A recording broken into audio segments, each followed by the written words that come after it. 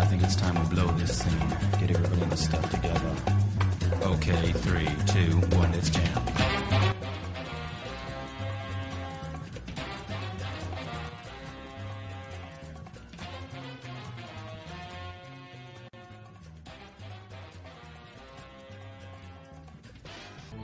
Audio.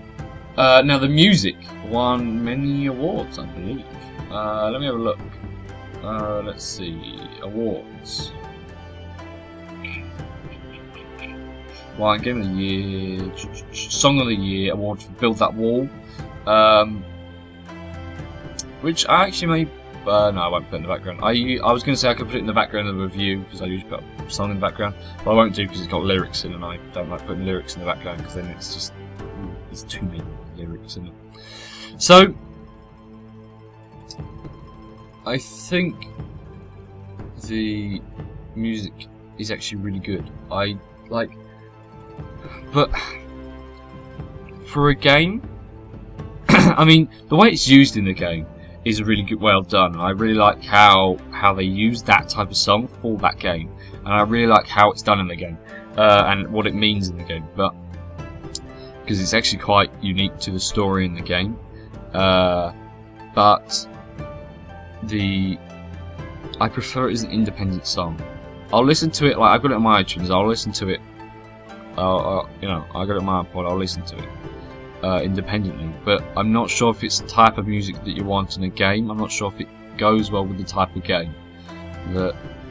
Not with the type of game that it is. I'm not sure if it's just a game music, like because most music in a game fits in the background of a game and makes you feel ready for the game. Like it just makes you feel ready for the game. It makes you feel like you're part of something in the game, and you feel like you need to, like in a war game, it's like quite solemn music, and it's or maybe quite you know, like that epic orchestral music that gets you going, ready for it.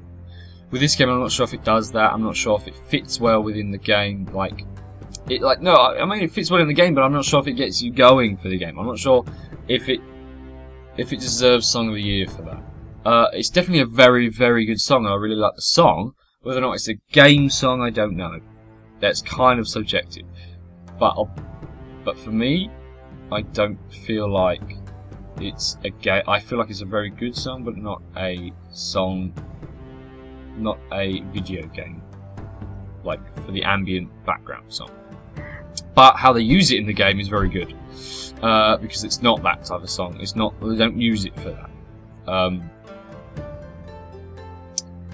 Sound effects, they're kind of average. I mean, you got the hammer, the KO hammer sound effects, which is just a thump, and then you've got the pistols. They're all kind of otherworldly, kind of, you know, like that fit the genre and the style of the game very nicely. Which is really good. I think they fit really well with the song and the genre really, and I think it's pretty. I'm pretty happy with how they sound. I mean, there isn't much to say about them. And then finally, the voice acting. There's only, I think, one voice actor in the whole song, if you don't count the music. Because that's kind of blended into the voice acting. And he is the narrator, and he's very good. The narrator is really what makes the game. He narrates over the who knows where gameplay bits, which I kind of talked about in the gameplay, and he also narrates about random things in the game. So if random things in the game happen, like you fall off, then he'll narrate over that, and he'll make a comment on that. And it really makes the game unique and very above average, because it makes the game better than what it already is. It adds to the gameplay more than anything else, because you're playing through this game and he's adding to this. He's talking about what you're doing, and that adds to what you're doing, because someone's taking note about that. Someone's making it feel like you're making a difference within the world, which is something rarely achieved, and is without being scripted. because it isn't scripted. It's completely random about what he says. Obviously, the things he says is scripted, but when he says them isn't, which is quite a unique thing to be able to do. Because there's obviously an algorithm for it. So every like 5th time you die, it's the power of n or something like that -1, something like that. There'll be a time when he says it, but the initial, without knowing that, because no one's going to know that apart from the programmer, he is unique. This game is great for that reason.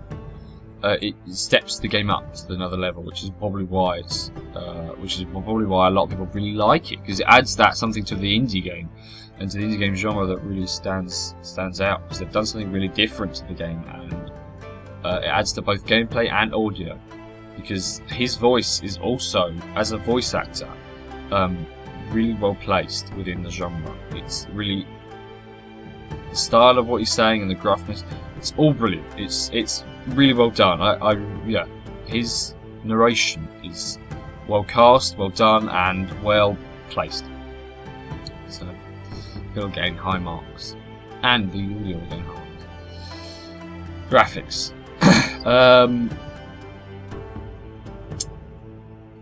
Now, I kind of already stated about how the background and the gameplay and what they've done with the graphics, because it's top down and because it's in a 2D. Well, it's not in 2D. It's like it's like 3D, half 3D, because the platform what you're standing on is only 2D from one angle, because it's out of a certain perspective, and because of the art style, which makes it look hand-drawn, like I've already said.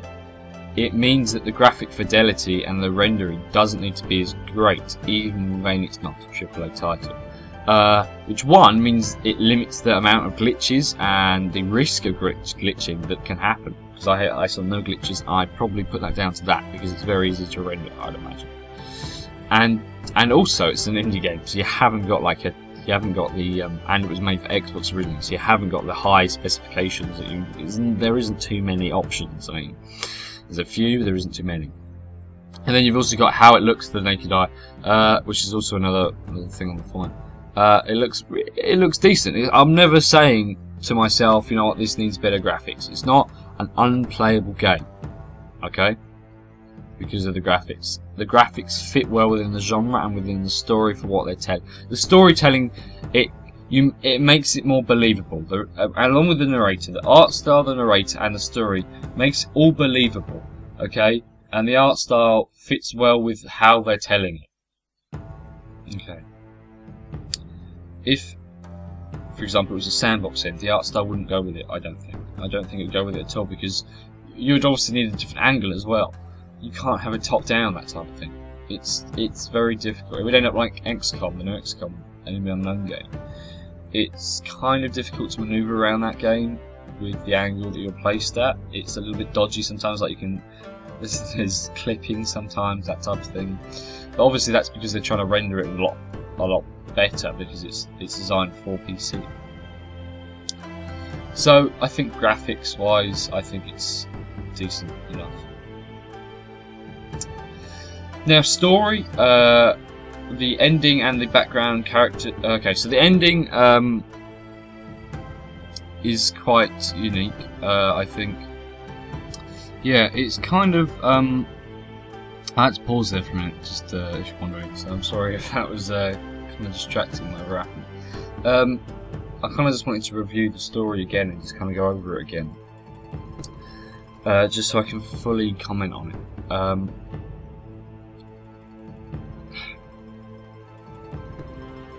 The ending is kind of a Deus Ex Machina, because or however you pronounce that, because they kind of fix it just by the whole, like, the whole time the whole problem could have been fixed, and the Rux tells him, which is the narrator's name, tells the kid, the main character, that he could have fixed it the whole time with this kind of, you know, a rewind time, this kind of thing. And I don't really like rewinding time. I don't like that concept very much. Again, that's kind of subjective, but I kind of it's like the Deus Ex Machina whole premise. It's kind of like the gods just automatically fix it. That's it. It's fixed.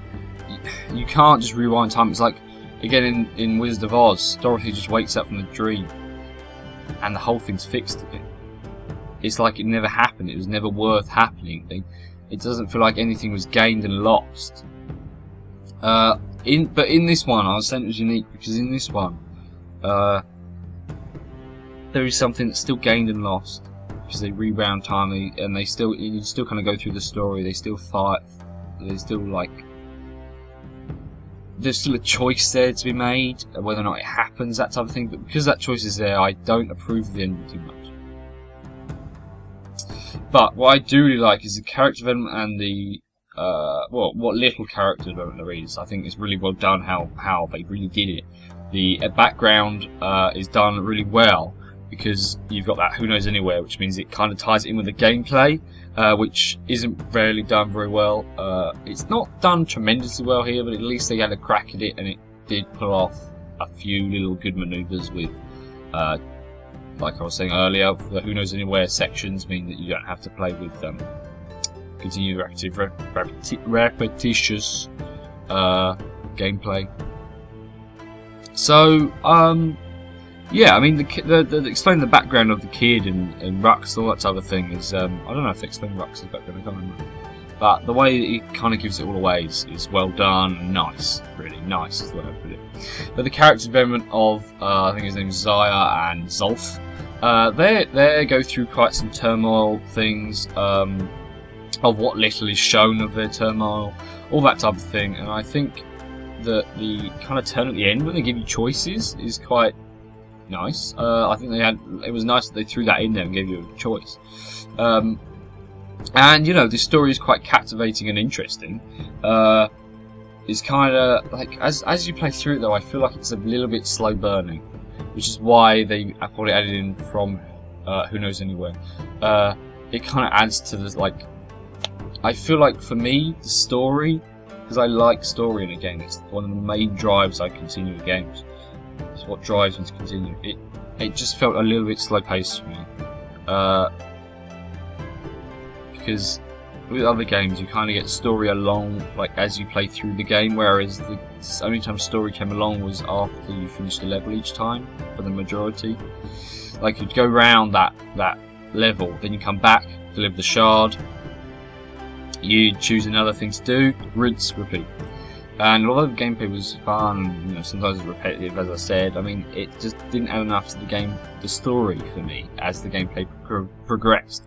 The only time it really progressed and really picked up was kind of near the end. Or, you know, as I felt near the end. So, I feel like it kind of didn't blend well with the gameplay, but you know, there isn't really enough there to blend it with the amount of time they gave for the gameplay. So it is a video game, so they have to give the gameplay, you know, with a campaign or with a story mode. You need to have, from the get-go, you need to realise, am I going to prioritise story, prioritise gameplay? And I feel like they prioritise gameplay, which is okay. That's okay. It's not what I prefer, but I can see why other people would prefer it. Because obviously people aren't as interested in the story as I am. They prefer the actual game play. It's what they like. That's fine. I prefer a story-based game. Like, you know, so it's kind of like when you write a book. I would give an analogy. You either go with plot, or you go with you go with plot, or you go with the general, the overall metaphor. You know what I mean? So, like, everybody looks like all the literature people. You know, in English they teach you, in English lit, they teach you to look at a book and what is the metaphor, what are the authors trying to say, and a lot of the time, authors will actually prioritise the plot over the general metaphor. Well, the books I read, and that's the way I prefer it. A lot of people, you know, the people who are really into their literacy, really into their metaphors, you know, and their higher believing, will believe and prefer books that go for the metaphor and what the point people are trying to, and the purpose of the book over the plot. But I prefer the plot and I prefer the lore over the purpose of what they're trying to say, and the real world, bring it home kind of moments. I prefer the plot and how the characters develop and all that type of thing, rather than looking into the metaphor. So that's kind of the analogy if I was going to bring it somewhere else. So right, the conclusion overall. I feel like the game is very well done and it's very well played and placed, and the narrator's brilliant. The gameplay is a little bit repetitive sometimes. The audio is kinda, the music, as I kind of said, maybe not be a video game music, but it's very, very well done. I like it as an independent soundtrack. And the music in the background, sorry, like the actually the ambient, I should have mentioned that, the ambient music is really good. The music they do in the background of the game is really good. Just the ones they're known for, the music they're known for, I don't feel like is the music they should have, been known for. So replayability and longevity. There's no multiplayer mode, but it doesn't need a multiplayer mode. I'm just saying the multiplayer mode means it kind of lacks that replayability and longevity. Longevity is how the game keeps going, and multiplayer is usually the thing that nowadays keeps it going. I'm not saying that every game needs a multiplayer. I'm not saying that at all. But I completely disagree with that anyway. That every game needs a multiplayer. Some of the best games don't have multiplayer. But replayability wise, I mean, once you play through it once, I don't see the point doing it again. I can see the point in doing maybe a time trial or the actual trials with the weapons if you're really into it. But for the general consumer, I wouldn't put it too high. I wouldn't say, this is a game that you're going to play for hours on end.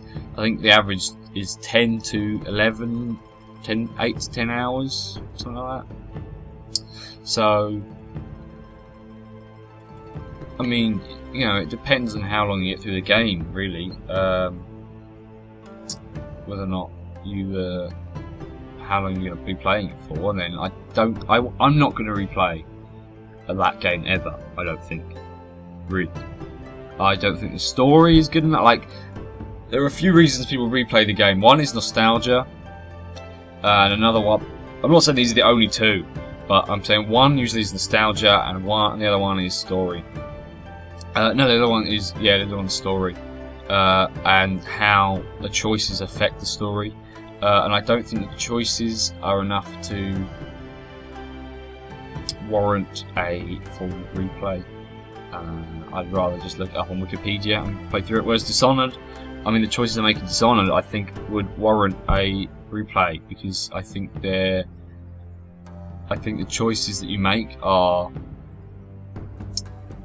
effective and they affect the game enough that you can go through it again. I heard one of the choices you make, I think the second, like one of the ones about whether or not you pick up, you take yourself with you when something happens. I'm trying not to spoil too much.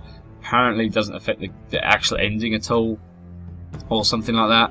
I don't know if, I mean, that's fine. I like that there's that choice there and it won't necessarily affect the ending. You still get all the same ending. But there's another choice obviously to the ending. Well, not obviously. I kind of liked, some people really like it without the choices. It's like a run-through game that's very easy to run through, and I can appreciate that. I appreciate how people may like different things to me, and I think that for that type of person who just likes running through a game as quick as possible, that's fine. But this is the kind of the game for you. Run through the game as quick as possible, never replay again. You just do it for the experience and experience it as just to experience it, really. This is the type of game for you, really. Not exclusively for those type of people, but it's one of the type of people that will play this game. Whereas me, with Dishonored and Hitman Absolution, I kind of played as much as possible. I tried to get as much out of it as possible because I really like the story. I'm trying to get as much out of it as possible, and all the secrets, all that type of thing. And there wasn't that many to be had here, other than a few coins or a few things like that, which you don't even spend that much. Oh, I didn't anyway. You might do. I might be doing it completely wrong. So yeah, and then finally, kind of tying into how much time you're going to play with something, is cost. I kind of sometimes tell you the cost of things, but it was $11.49. I got it on sale, and for being on sale, it was definitely worth the money I paid. I think I paid like £4, maybe less, £2. It was on a Steam sale, Christmas Steam sale. Bought a load of games for Christmas Steam sale, and it was one of them. I thought I might pick it up for the price it was. I definitely justify the cost. But for someone who's not necessarily going to be, hasn't got that necessarily $11.49 to spend on just a random game that they think they might enjoy, I'd say kind of look into what you want in a game, because now that I played the game and now the money that I have, I probably wouldn't buy it on Steam sale. That's me though, subjectively. I probably wouldn't buy it on Steam sale because that's what I like. That's what I like. I can see Jacob maybe buying that much, paying that much for this type of game, because maybe the type of games Jacob likes. I can see him paying about £8 for it though. I probably wouldn't see him paying any more than that for it. So me, I probably wouldn't pay any more than about £4, which is what I do pay. I don't know what your respective currency is, so I'm not going to give it in any other currency. I don't even know the exchange rate off the top of my head. So yeah, the rating will be up on the screen about now, about now-ish. Maybe not before now. I kind of just put it at the end. Like when you put it in Windows Movie Maker, you kind of get the fraps in sections, and I kind of just stick it on the last few 2 videos. So it's been up on the screen for a while now, probably. So thanks for watching, and I'll see you next time, I suppose. If you haven't watched my Let's Play and you kind of got bored and just skipped to the end during this video, go watch that. It kind of summarises it here without all the details of the story and the cost and the enjoyability and the gameplay, all that type of stuff.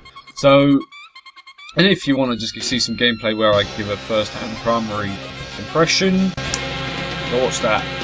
Thanks for watching. See you next time.